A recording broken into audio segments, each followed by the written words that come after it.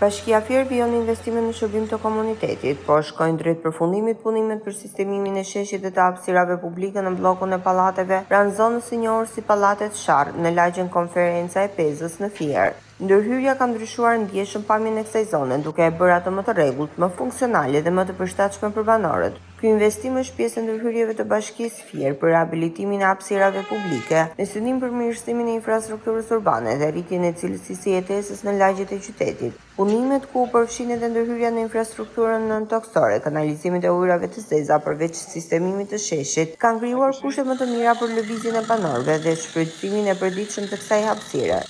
Monitorim për rikustionin e rrugës dhe lagje Konferencë Pezës, bëmë riparimin e ujrave të zeza, i pastrimit gjitha, edhe tani do ta sistemojmë me beton, të aksueshme për makinat dhe për njerëzit.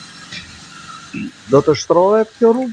Po, do të shtrohet edhe do të ndriçohet, kemi bërë ndriçimin, do të jetë vendriçim, do të jetë një gjë e mirë për komunitetin.